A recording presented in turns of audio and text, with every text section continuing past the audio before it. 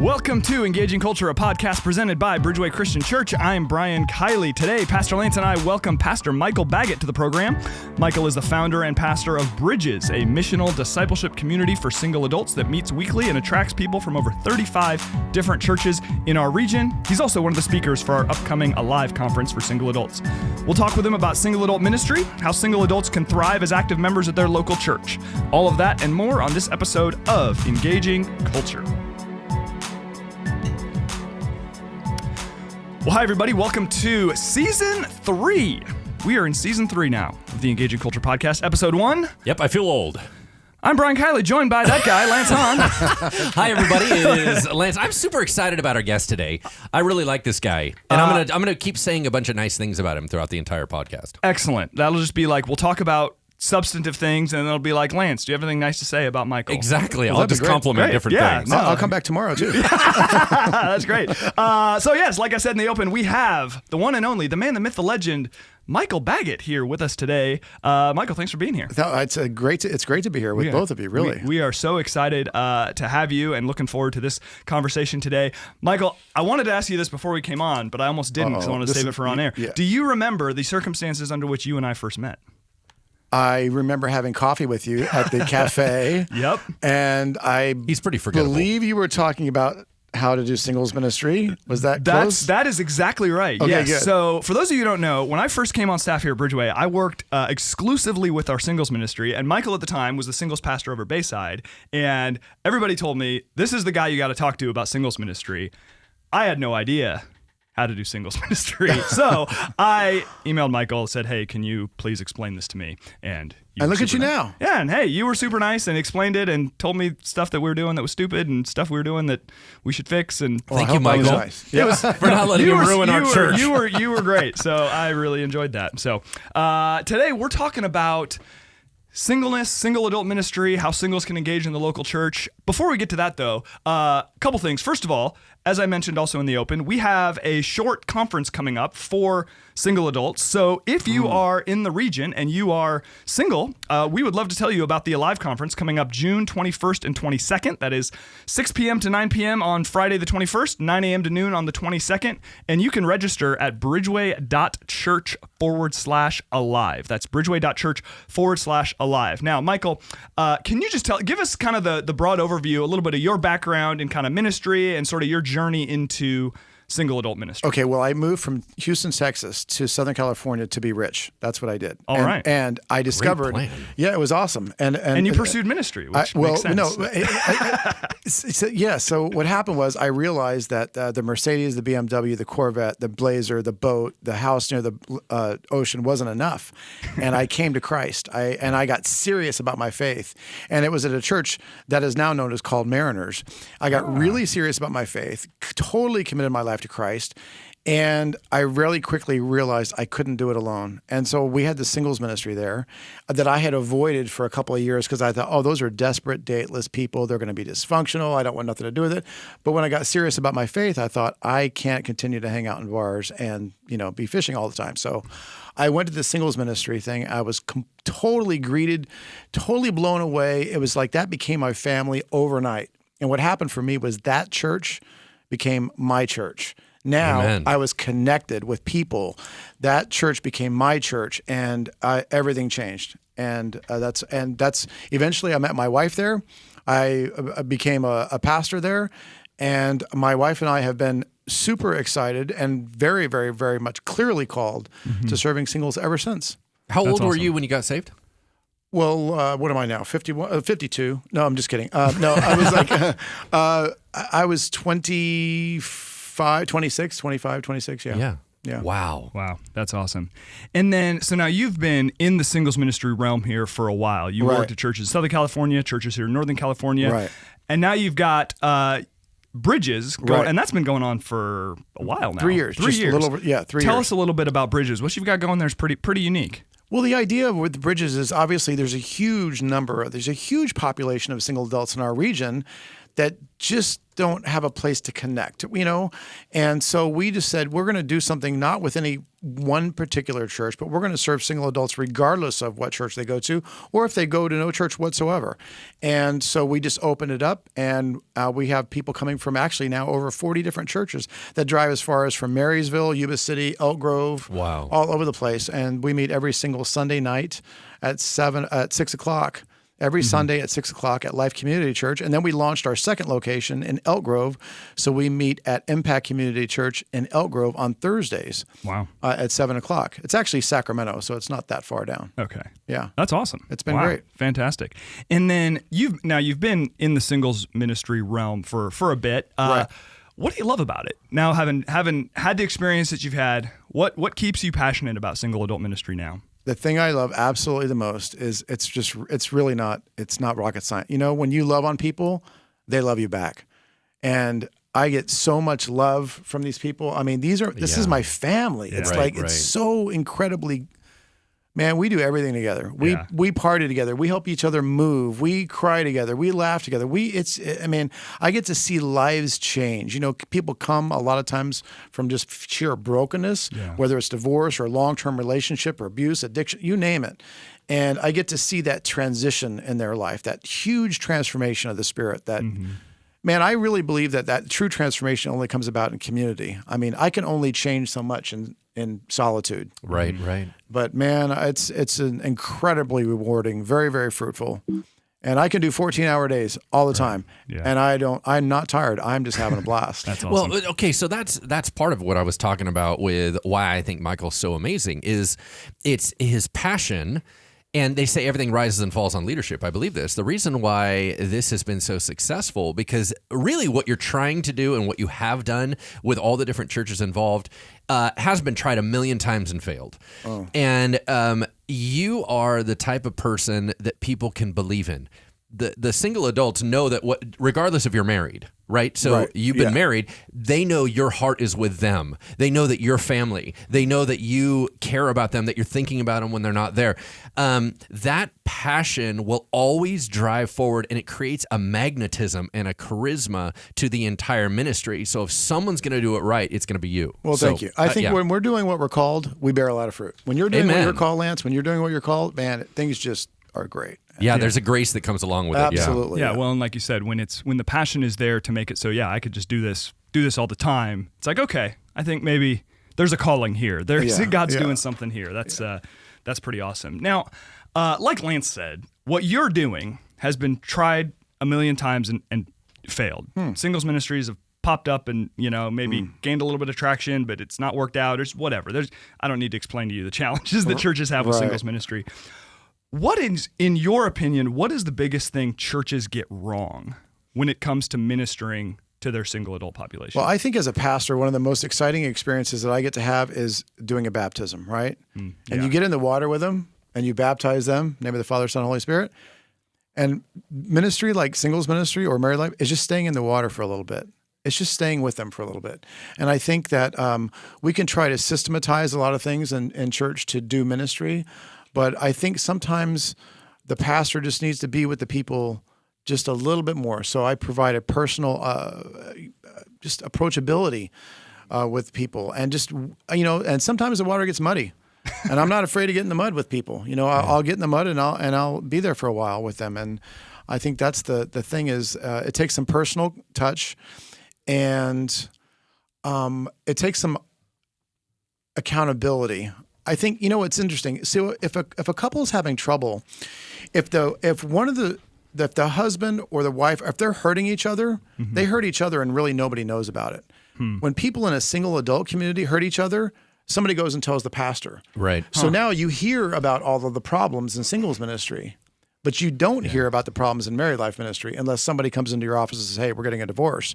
And then we go, "Hey, what happened?" Well, that's they've interesting. kept that to themselves. So I think a lot of times churches perceive as singles are just people that have a lot of problems and we don't have the capacity to serve all of these problems. But the reality is a healthy community will take care of itself. Yeah. It's very, very low maintenance, but the maintenance that's required has to be done. Right. You have to provide a high grace, high accountability environment because people will hurt people. Man, that's good. It's been said that you can impress people from a distance. You can only impact them close up, right? That's what you were just talking about. And the big thing about Jesus, right? I mean, everyone talks about the impact of his ministry, but he was up close. Yeah. And so just a word of wisdom to all the other senior pastors out there, if you have a singles ministry or a singles leader, just know this: if you're not close to the people, someone has to be, right? Yes. So it may not be able to be you, right, but you better have somebody that's close, because if there is no personal touch, if there is no I'm in the water with you, if there is no I'm walking along with you, there's not going to be the transformation. Absolutely. You're absolutely right. I think that's really interesting what you say about how sort of singles and singles ministries have this perception. These weren't the exact words you used, but essentially a perception of being sort of a high drama, high problem group that then, churches are sort of like, well, what do we do with these people? And I guess in my experience working with our single adult ministry here, I always thought that was a little bit overblown. It's like, yes, okay, things are going to pop up, but like that's just ministry. This is ministry with people, including me. Like, we're all messy. Like, that's how it goes, right? Right. And that's pretty interesting to hear what you say that a couple who is having issues, I would imagine what tends to happen there is they isolate. Exactly. And then they've got their own issues and sort of nobody knows about it. Exactly. Whereas, The dysfunction behind closed doors. Exactly. Yeah, I mean, because you have a venting partner. Exactly. That's the big difference. Your dysfunction all gets dumped on one person as opposed to being spread out into a community, which is healthier. Yeah. So it's not like there's any more dysfunction necessarily in a single adult community. No. It's just harder to hide it. Yep. Absolutely. So. And for maybe for another show, but we do another thing called the Boardwalk, and it's just like Bridges. It's on Tuesdays, and we do that for married couples, and they come from all over the place too. Yeah, it's a different. Are there what are some of the advantages then? I'm curious to get your take on this. What are some of the advantages that come with an environment where stuff is just more out in the open than it would be, say, with married couples or whatever, where they can isolate them a little more easy? I mean, are there advantages in terms of discipling people, in terms of helping people grow, in terms of helping people mature, that come with a single adult environment where stuff just tends to be a little bit more out in the open? Well, the reality is, if I try to handle all of the problems or ministry needs by myself, I'm going to get buried. Yeah. The advantage is you can empower other people in a healthy ministry to help minister to others. Yeah. So 90% of the ministry that happens at Bridges is not done by me. Right. And so when those problems are out in the open, people recognize that there are problems, and then we train and develop them, we disciple them so they can be disciple makers as well. So that's the advantage. I get lots of help. Right. A lot of people make me look really good. That's just the truth. Yeah, and that's just, necessary all the way around. Of course, even I look at our own singles ministry here, and just different ones who it's really the people that are stepping in and quote unquote solving the problems or addressing the issues. There are lay leaders, there are our leadership team, people that have been trained up to handle stuff. It's similar to you. A small percentage of the stuff was actually getting to me. Now, I'm providing some advice and counsel and support to the leaders, but you're right. A lot of the on the ground stuff is the community sort of taking care of itself, which is I think what you want. I think it's important to just say this one thing. This is a really simple analogy, but it's just like a weed, right? If like at the beginning of the year, we live in Auburn and we have a little bit of property, and if we do Roundup at the beginning of the year, and we'll maintain our property just fine. But if we let the weeds start growing and then start trying to whack them after that, it gets really, really difficult. So I think that if you see a problem and you deal with it quickly, it goes away and actually becomes part of the health. If you don't deal with them, then they can really permeate the rest of the ministry. And it doesn't take a whole lot of problems to make the whole ministry look bad. Yeah, an ounce of prevention is worth a pound of cure, yeah, right? Exactly. There you go. Yeah, absolutely. That was from 1930. Yeah, You're welcome. was. I've never heard that before. My great-grandfather just spoke. Certainly true. Lance, what do you got? I got a million questions here, but let's go over to you. Yeah, so here's kind of my question. What do married folks forget about the reality of being single, right? Because so you have three guys in this room, we're married, ta-da, and we're talking about singleness, but there are nuances to being single that we forget. And so in your mind, what are some of those things that we forget that are important and valuable? Well, okay. This is not it. My wife and I are very, very happily married. We've been increasingly happy as the years have gone by. Mm-hmm. But doing singles ministry for so long, I can see there are like major advantages there. Oh yeah. There's so many things that you can do as a single person that maybe you can't do anymore as a married couple. I mean, I sometimes, like, my wife we are literally, our whole life is singles ministry. Other than the summer, I'm teaching 4 nights a week, and my wife is totally cool with that. Now, that's not normal. I understand, but single adults have so many opportunities to learn, to grow, to serve, to enjoy life, to thrive, to experience fullness. And until you're able to really do that, obviously, being married is going to be really difficult, because you bring in right. You don't get married and become a good husband. Right. You're a good husband long before you get married. Right. Yeah, right. And so I just think there's a lot of advantages to being single that people don't recognize. I think that our culture has put single adult life stage as a really negative thing, and everybody's trying to get you married and all this. And it's really, it just breaks my heart, really, to not see singles fully thrive as single adults, because I know that when they get married, the ones that marry well are going to be thriving before they even met their spouse. Yeah, I mean, it seems like so many married people want to be single and single people want to be married. Yeah. And at some point you go, it's the human condition that is struggling, right? It doesn't matter if you're single or you're married, you're struggling with fulfillment, right? Yeah. And one of the number one, I believe that there are 2 categories in the church of people that are, in my opinion, not capitalized upon for the gold that they are. And that is single adults and retired folks. And the main reason is flexibility. They have a flexibility to respond to the Holy Spirit. They have a flexibility to respond to community unlike any other group. And I think that gets minimized, right? I mean, because the retired folks, if they're empty nesters or if they're into retirement, there's a flexibility of time. They have actual control over their time. Same with single adults. Yes. Like, how many times in our lives, gentlemen, when we think way back when we used to stay up till 2 a.m. talking with people, right? Okay, I can't do that as a married dude. That is not going to happen. Right. I think my wife went to bed at 9 o'clock last night. Yeah. And so the idea is that I'm not going to be staying up. And yet it was those long hours together in conversation that brought about transformation in my spirit. So the ability of a single person to be able to have the flexibility to say, I can stay longer because something magical is happening right now. Absolutely. So to me, I feel like the Lord can course through that in such a powerful way. It goes back to the idea of, I find it so ironic that we have a bit of a cult of marriage in the church. I don't think our culture has a cult of marriage. I think it's going more singles. The millennial movement is really getting, they're single longer. There's not a big value for marriage. But in the church, we talk a lot about being married. Yes. And it makes a lot of singles feel left out. Yes. But I find it so ironic that we are called a little Christ. A Christian means a little Christ. He's single.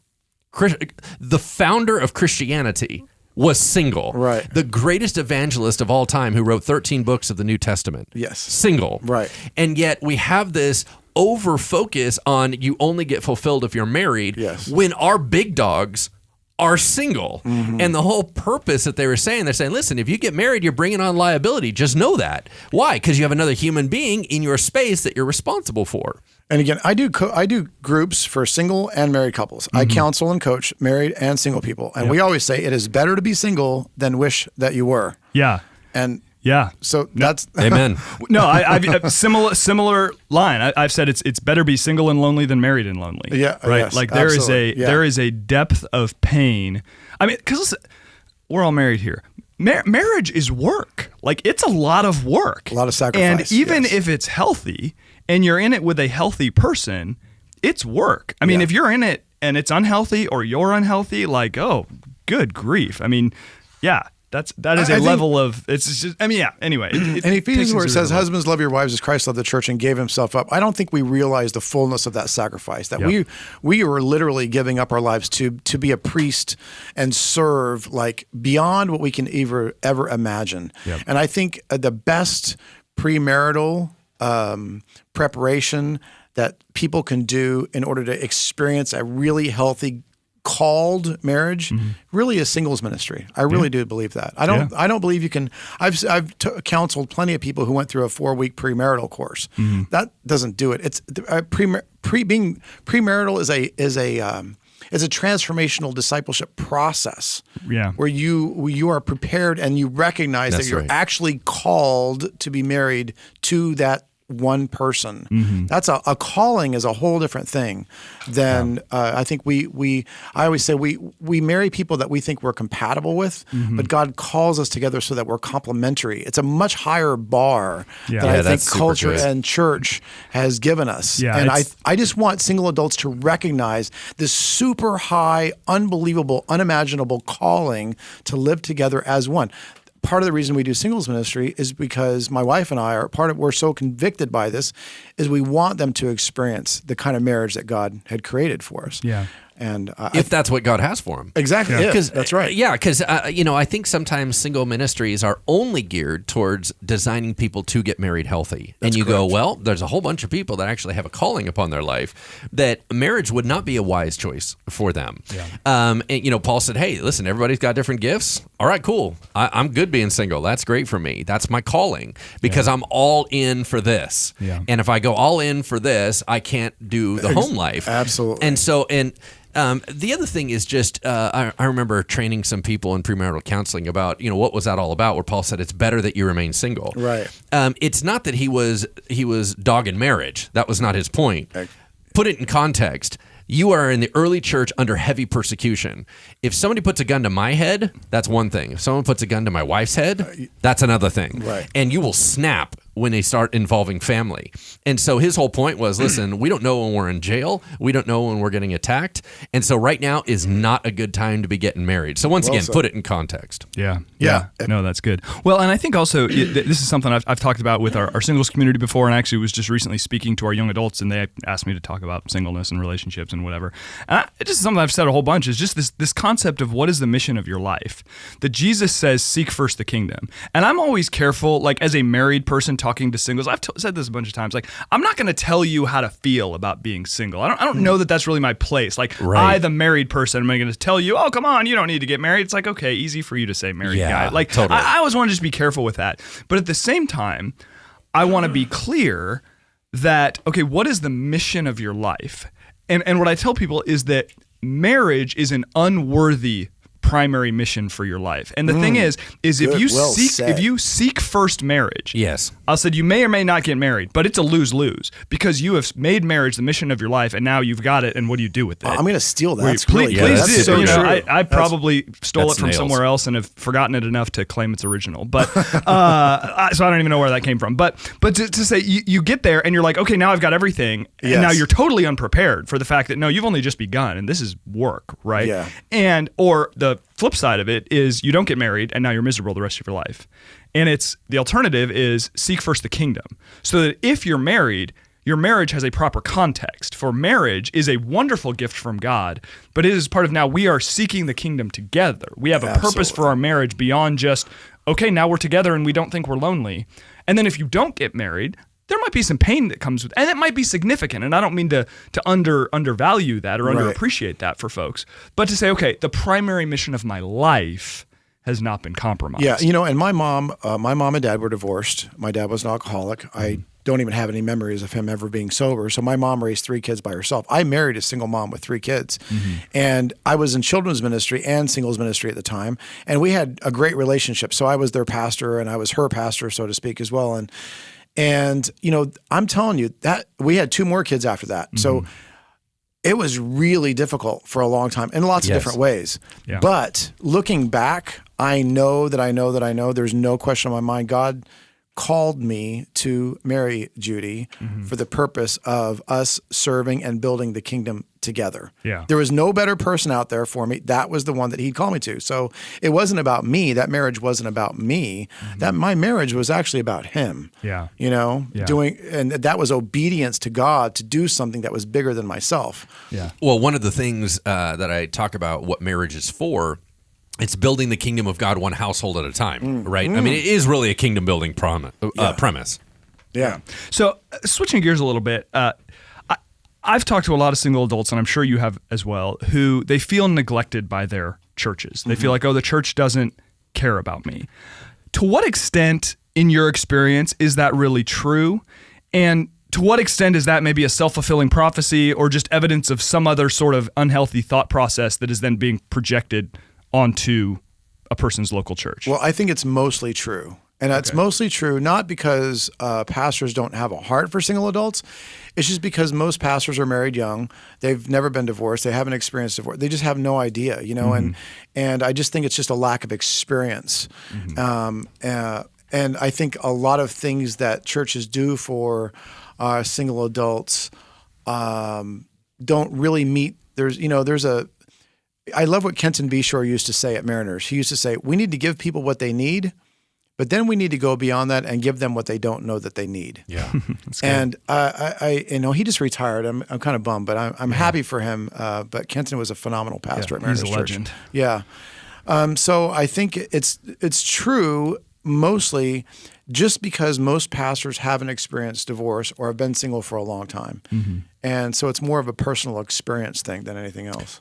So let me give a different perspective on this. I don't know necessarily if that's true. Because once again, we'll get into the idea that something, Michael, you feel very strong about is that singles ministry is really discipleship. Right. So I believe that if the pastor is focused on discipleship, it is very applicable to singles. Absolutely. And so I don't think they're neglected at all. Here's the problem. It's relatability. Oh. So for example, most pastors are dudes. Most women have a lack in church because all the analogies are male. Right. So there's a lack of relatability that guys don't know the female experience, so they're not speaking into it. Right. They don't know the singles experience, so they're not speaking into it. And so they have a relatability problem, but all the premises of discipleship are still there. Right. And you're saying, so what I think a lot of people are asking, yeah, but how does it apply to my context? And there's a relatability gap. Yeah. So, for example, you're not going to help, most married pastors are not going to go help some single woman move over the course of the weekend, right? Absolutely. And no matter how many people are there, right? Right. So you're absolutely right. Relatability, that's actually well said. Yeah. Now, we were talking a minute ago about what do married people forget about single life, and we talked about a lot of the opportunities that are there, and I think that's significant, and it's certainly an important point. I mean, I think in any stage of life, maximize the opportunities, seek to overcome the challenges, and don't get stuck dwelling on the challenges, right? But I think to your point about relatability and pastors not really knowing what to do and everything else, what are maybe some of the challenges of single life that can get neglected by most of us who are, married people who forget what it's like to be single or haven't been divorced or whatever the case may be? What are some of the challenges where there is that sort of lack of relatability and maybe areas where the church could do a better job meeting singles in the midst of those challenges? So it's like if you have a married couple in your ministry that's struggling, they can go to you. You can relate to them because you're married and you have some wisdom and insight and some biblical knowledge, and Hopefully. you can help those people. Yeah, right. When they're single, I think a lot of single adults go, well, who do I go to? And again, in a marriage, you can talk to your husband or your wife. You can talk to a counselor. You can talk to your pastor. When you're single, it just doesn't feel like, who do I talk to? When things get really difficult, who do I talk to? Yeah. And if single adults, most likely they want to talk to their pastor. Mm-hmm. But, obviously as pastors, we've all got stuff to do. And it's just, we don't have as much approachability or as much time available to minister to that many people. A couple, you're seeing two people at least at once. Yeah. With a single, you're seeing one at a time. Right. And who's going to get in the mud with you? Yeah. I think is the question. Yeah. No, that's good. A couple thoughts on this. I'm just jotting them down as I'm thinking about them. So when God said it's not good for man to be alone, and he created Eve, I don't believe that was the institution of marriage as much as the institution of community, right? I totally agree. So I think that the good. actual man should not be alone, meaning mankind. The answer is community. Marriage is one way to do community. Right. Okay, so as much as I believe that, here's what I think a lot of us forget about being single is friendships are less permanent. People move around. Divorce is difficult, so there's a built-in resistance. And when your only community is people that are transient or moving on you, there's a little impermanence that makes you unsettled. Yeah. I've been investing, and you're going to go away from me. And I don't feel like I have my person. You know what I'm saying? Yeah. The other challenges are there's someone at home. So I just was two weeks down in Southern California doing a doctoral program, and I just kept coming to my hotel every night, and there was nobody there. There's no little dog greeting me like my dog at home. My kids aren't there. My wife's not there. And it was a reminder and a refresher that I didn't have someone waiting for me. And I think that we take that for granted when you get married, that there's someone in your space that, and when you're single, sometimes you don't have someone to go home to, that there's no one to say, did you see that beautiful sunrise? Or I had a hard day at work. The other thing that I'll add is I think that there's a lack of partnership. Partnership is different than friendship. Partnership is we're building together something. And now it may be a romantic notion, because I think those of us that are married are like, well, there's not a lot of partnership sometimes in a marriage either. But I think in a romantic notion, I think that singles long to say, who is on my team with me to do something? And I think a lot of us take that for granted. Yeah, that's a great point, because as I reflect, we spend a lot of time trying to build intimacy in those friendships, those to provide more of that partnership. That's what we're trying to do. Well, exactly. Yeah, and it's putting it in the wrong space. Yes. Yeah. That's well said. No, that's good. So if you're just joining us, or you're watching online on Facebook, we're with Michael Baggett. Michael's pastor of Bridges, single adult community here in Sacramento area. He's one of our speakers at our upcoming Alive conference for single adults. So I want to encourage you to register for that if you're single at www.bridgeway.church/alive. No married people allowed. At the Alive conference. See, I already know it's going to be a great conference. It is going to be a great conference. Because it involves Michael Baggett, and hopefully I won't bring things down too much. Yeah, but here's the thing. It's going to be a vibrant and alive community. Not to play off the name, I know. See what you did there. But because of the quality and the hearts of the leadership that they're bringing in. So I could just tell you, all of you that are in this demographic, man, this is a place you got to go. Yep. This is going to be an awesome conference. I already know it ahead of time. Yeah, it's going to be fun. And if you are already attending Bridges, a whole bunch of us from Bridges are going to be there. So awesome. we don't want you to miss out. Yeah, fantastic. Yeah. No, our hope is that it can be something that blesses the Christian community beyond just Bridgeway. So that'll be fantastic. Now, in light of some of the things that you guys were just talking about in terms of connection and just sort of the need for kind of permanence and friendship and all of that, I'm going to sort of transition us into my next question. So Michael, a while ago at Bridgeway, maybe 6 months ago, we did some live in-service polling where everyone got out their phones, and Lance asked a whole bunch of questions of a wide range of times, like 40 questions. Lance asks a lot of questions. He does ask a lot of questions. But it was really cool because we had, great participation just in a weekend service, gathering all sorts of information about our folks, and we were able to display the results live on screens, which was cool. So we had this particular question about your marital status. We had, I looked it up, we had 1,996 people participate and answer the question. Wow. And over 1/3 of them were not married. So that to me is a very significant number. That's 18 and over, or that's correct. Yeah, yeah, 18 and over. 1/3 of them were not married. Lance alluded to this. The average age of the first marriage is going up. I just did some research on this. I think for men it's over age of 29 right now. A higher percentage. I didn't look this up, but a higher percentage of adults just nationally are single. And living together. Yeah, than ever before. And yet, so we have lots of singles here at Bridgeway, and I don't think we're unique in that. I think there are lots of singles in churches. And yet, I often hear from singles that they sort of feel like, oh, I'm the only one, and the church is just full of married couples. That's normal, yeah. Why does that, and I'm not trying to blame them for that perception, but I'm just asking the question, why do you think that perception exists? Yeah, that's a great question. Sacramento is particularly high in single adults, but again, if I go back to my story, I was in a large church. I think there was about 6,000 people that attended that church on a weekly, on Sundays. And I knew Tom because I would sit next to Tom every Sunday. Yeah. I was one of those people that sat in the same chair all the time. Hey, Tom, hey, Tom, hey, Tom. But when I really got serious about my faith, I realized I needed to connect with other people. So as a single adult, I went to the singles thing. And when I went to the singles ministry thing on Friday nights, it was called Focus, I immediately developed a bunch of friendships. Like, it was my community. That church, South Coast Community Church, became my church on that Friday. Yeah. It just changed everything. Now, I didn't just know Tom. I knew a whole bunch of people. And every time I went to the church, I could say hello to dozens of my friends. Mm-hmm. We would hang out together. We would do we would do life together. Yeah. That's, I think, what the church is really meant, right? We're a community of people. We're not a building. We're not a service.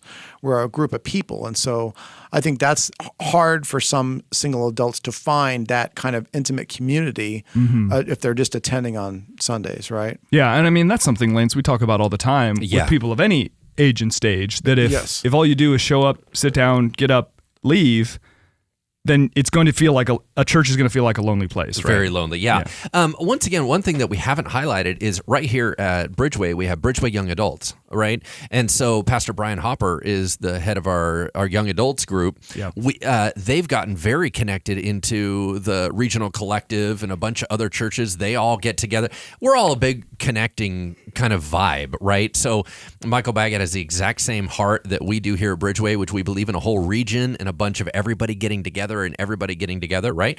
But we also have young professionals. That is also a ministry that, is a slightly different group than the Bridgeway Young Adults, and there's different strata layer, right? Yeah. I mean, because you may say, well, I'm a single person that's 65, and there's a person that's single that's 25. Not the exact same thing. Totally. And so just understanding, you're finding your niche, right? Of saying, who are some people that understand my life stage, who understands me, that they can be my crew. Yep. And be available, right? Because, Yes. right? Like during the week to just, Oh, that's so true. right? To be available. Yeah. Yeah, because I've said on this podcast and everywhere else that my number one challenge in being a pastor has been busyness. That's what I fight the most within the congregation. So same thing happens in every ministry. Are they available? Right? They're pretty busy. But I just want to highlight one story that I think that when things are done right, you hear the story about Pastor Baggett here getting connected in and having a community. Brian, you just recently did a wedding for Frank. Yeah. Yeah. And I watched this guy. He came in. He had been divorced, and so he had come into our church as a single man, a single dad. And I watched him get involved, and he got his crew, and he was all in. I mean, he was at everything. He was loving on people. He did it right. Everything he did was pure and fun and joyful. He was a blessing to everybody. So when he got married, what was super cool is I got a chance to just attend it because he's one of our security guys. Brian was doing which you did a phenomenal wedding. It was awesome. Just have to point that out. And I watched all of the singles come in and celebrate his marriage. And what's so neat is that when he came into it, he brought in his new wife to say, these are our people. Yeah. Yes. And it was the most beautiful, perfect scenario of a healthy singles ministry like we have, which is Journeys, right? Which is another element of our singles. Yeah. Well, and I think that, Frank is an example of, I love Frank, and I think there are a lot of people that are like him in the sense that whether at here at Bridgeway or at Bridges or different churches or whatever, they show up, they get connected to community, they make the effort, they make themselves available, they make friends, and then that's where health begins to run. Now, there are challenges with that. Frank was one of our key leaders. He and one other guy were the guys that were meeting with the problem guys, like they were, that guy had to walk through some stuff, but he was willing to do it. He had friends. You're right. When he married, or even in the months leading up to the marriage, it was, okay, there's a community of people around him and his girlfriend, then fiance, then wife, who are, man, this is fantastic. God is honored by this. We're supportive of this.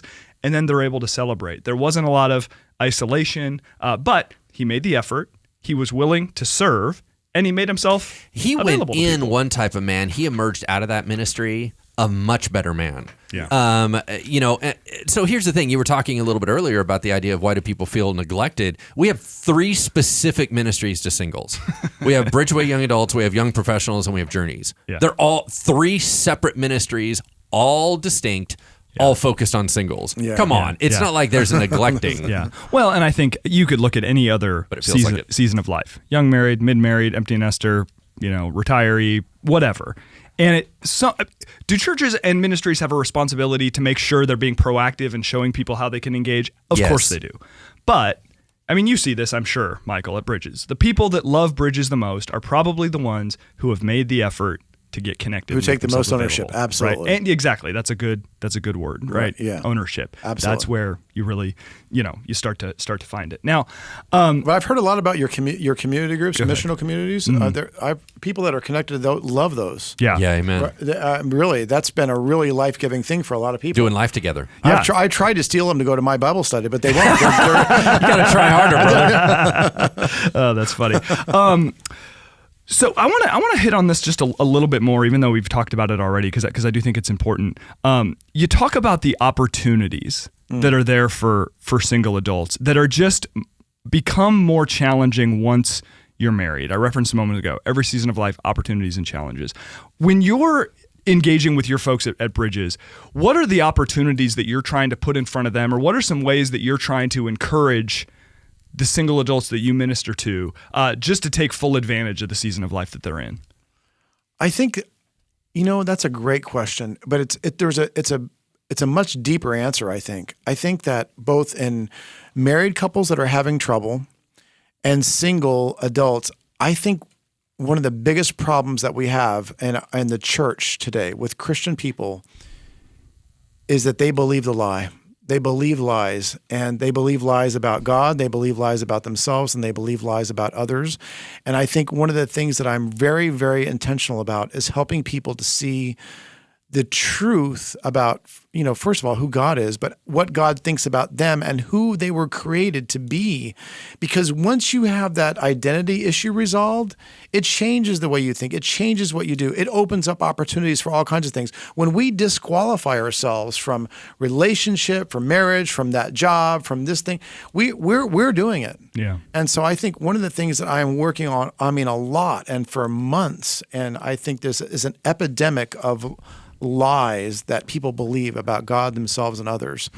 That is really devastating. Yeah. Not to put you on the spot, but could you maybe give us some examples of just what are some common, there are a million lies out there, of course. What are some common lies that you see people believing? The lies that cause insecurity, the lies that cause judgment, the lies that cause criticism, those lies that cause self-esteem issues, that lies that cause depression. Now, I understand there's clinical depression, and I totally get that, but there's the lies that cause us to be disqualified. And again, there's so many, we would talk about hundreds of them, but when I spend a lot of time, I usually on a really low week, 18 or 12, but on a high week, I'll meet with 21 people a week, and they're all over the map. There's so many different things. And again, I'm just trying to help people.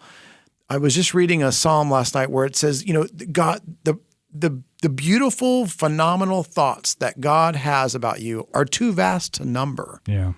And I think we take on what other people think about us, and we judge ourselves. Then we judge others. Yeah. And those things are the very things that keep us from entering into a relationship in a healthy way. Yeah. They keep us from having intimacy with God.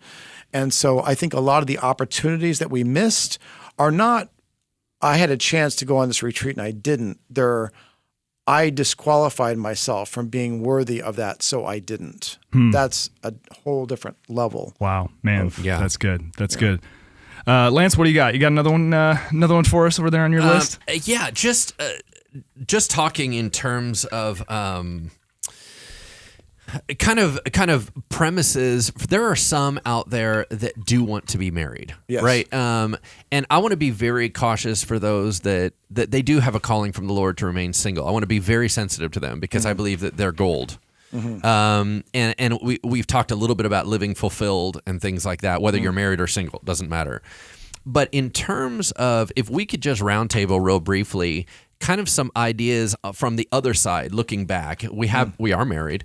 What are some advice pieces about, let's say you do want to get married and they're going, listen, you got any advice? I get that a lot from singles. One thing that's super, super cute, this group of beautiful young ladies came up to me one time after a service, and they said, will you pray a blessing over us? Each one of us want to be married one day. Will you pray a father's blessing over us? And It was the sweetest time because they were kind of saying, listen, as a father figure of being in this church, we're young adults and we do desire to be married one day.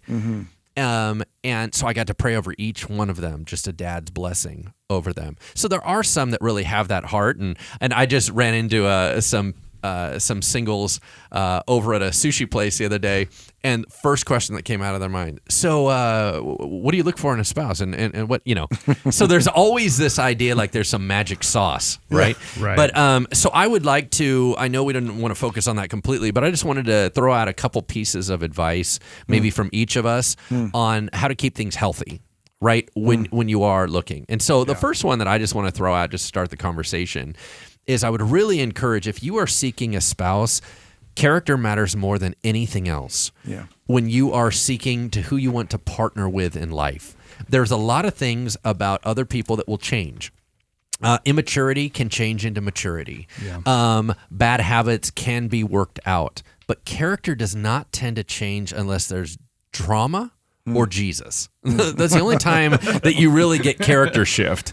And so just as an encouragement to you out there, if you're saying, I wonder if I get to have my person, when you're looking, there's a lot of things that the society says are important, right? Attractiveness and money and all these different things. I just want to encourage, just from as a dad perspective, I tell my girls this: character matters more than anything else, because ultimately we're talking about character.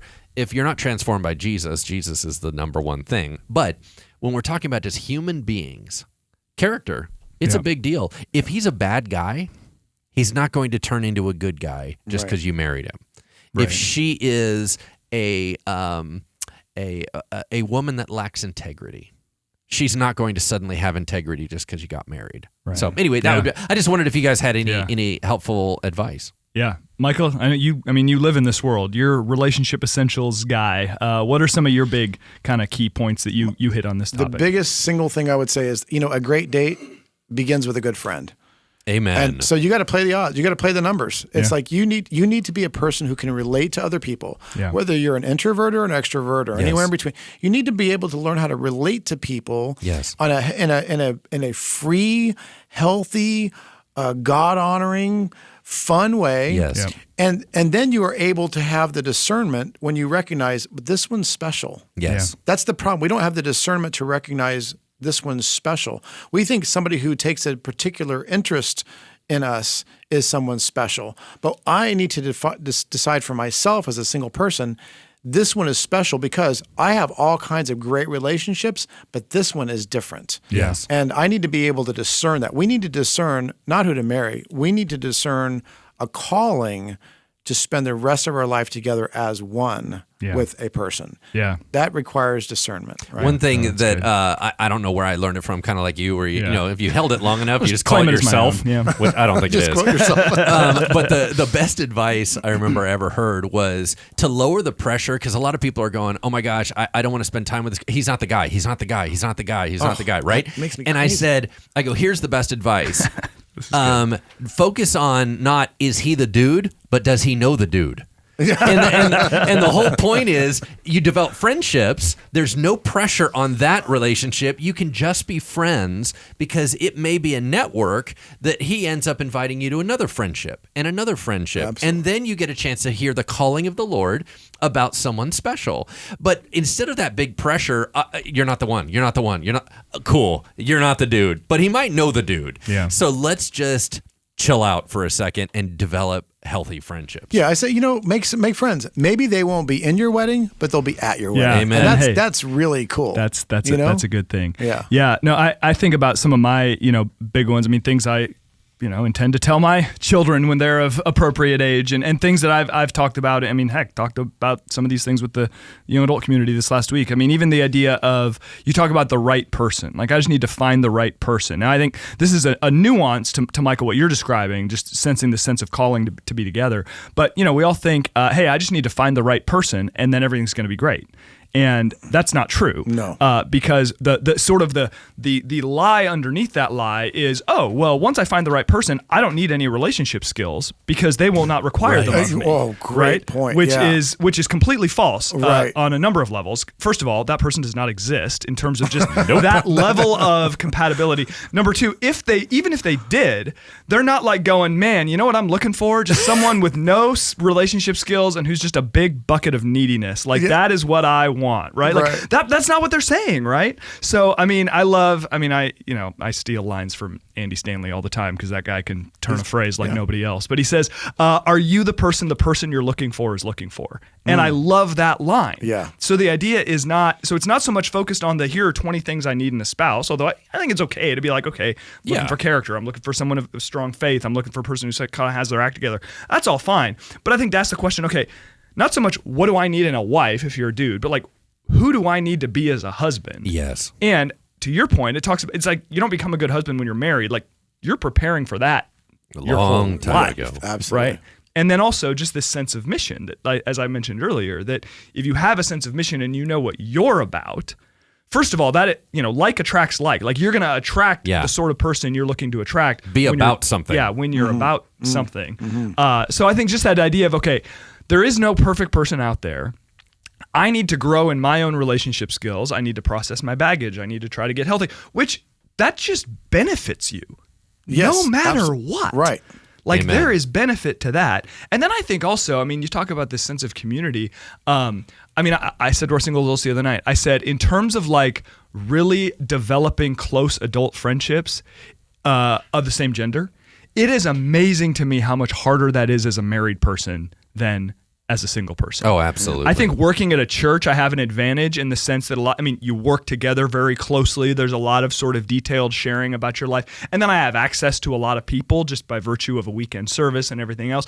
But in terms of like people who you just spend that time with where there's no agenda other than just to be together, like you don't get to do that as I had a guy text me last night, hey, you want to come out at 7:00 to do this thing? And I'm like, I had nothing on my calendar, but I told the guy no. Right. I'm like, no, I gotta be home tonight. And sometimes God does call a single man and a single woman together. Yeah. But not to be married. Yeah. Right. There's a purpose for that connection, and it's not necessarily marriage. So again, we have to be in a place where we're able to be discerning enough to know, why is this person in my life? Yeah. Well, and I think also same gender friendships are helpful in that discernment process as well. Totally. Because a new relationship. I remember doing some research on this, preparing for a series in Journeys a while back, that they did brain scans on people in new relationships, and they found the brain activity was similar to somebody who was on cocaine. Really? Is that a good thing? Yeah, or? I've been told it's a bad thing. Sounds awesome. But so the idea is like you just get all hopped up on hormones and it's exciting and it's fun and that's why people are into it.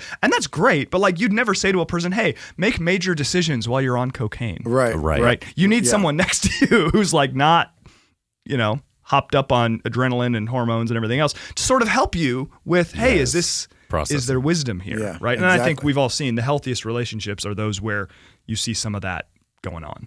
I do have one last piece of advice that can be one of those irritating pieces of advice because I am married.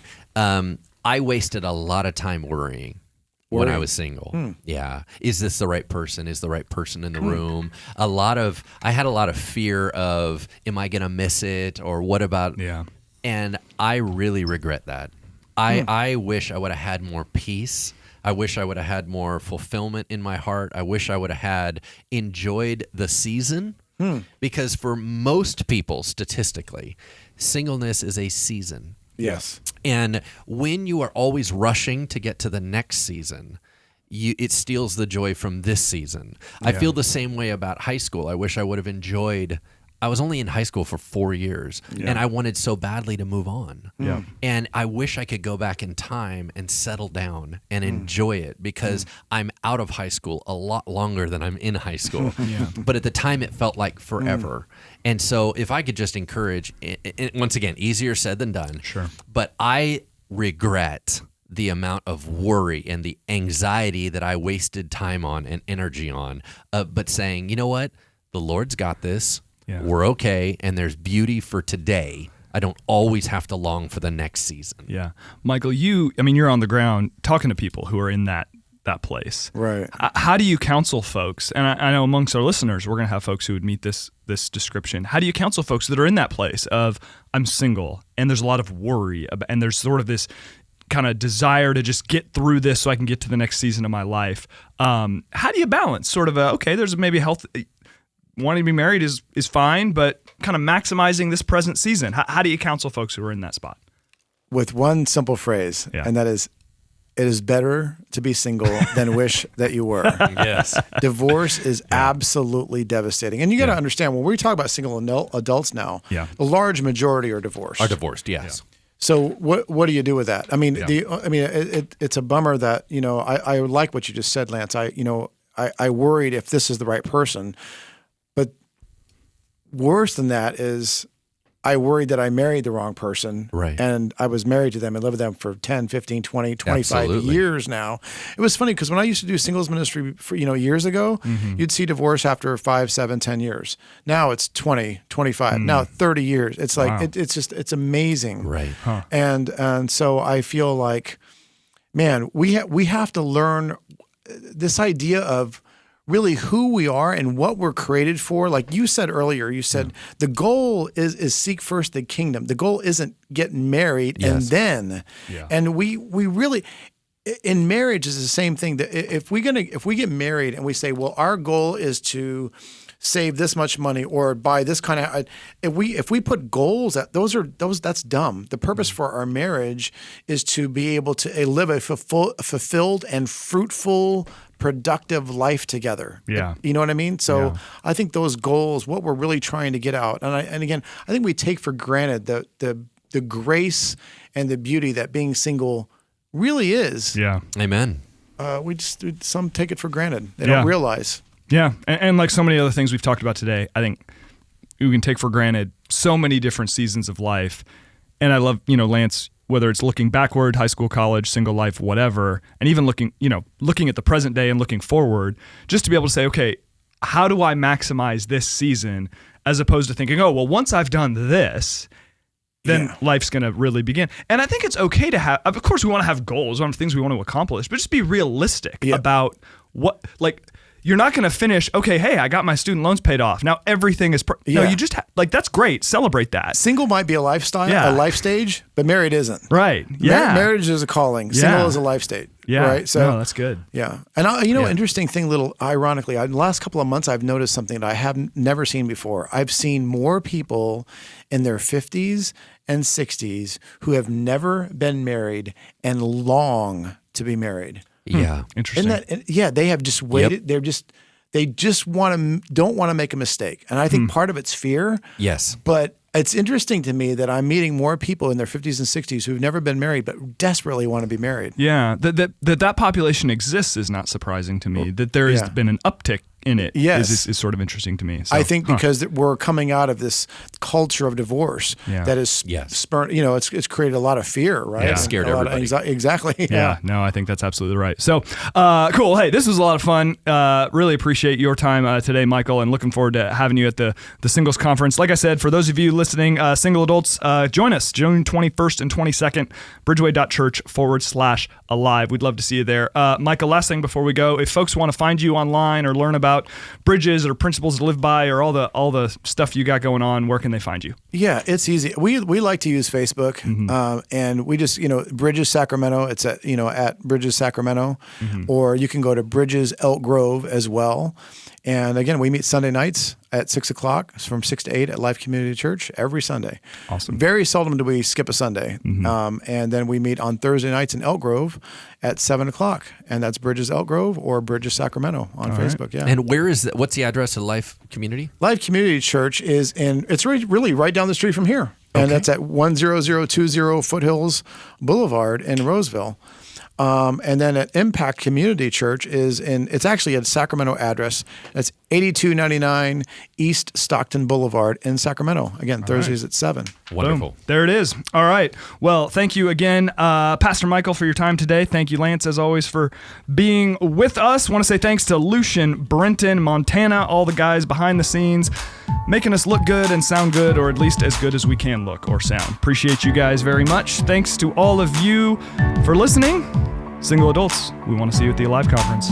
Everyone else, we'll see you next time for the next episode of Engaging Culture. Bye-bye. Thank you for listening to Engaging Culture, a podcast by Bridgeway Christian Church. If you enjoyed this show, please consider subscribing and leaving a review on iTunes. Thank you so much for listening. Music is used under the Creative Commons license and is provided by Dexter Britton.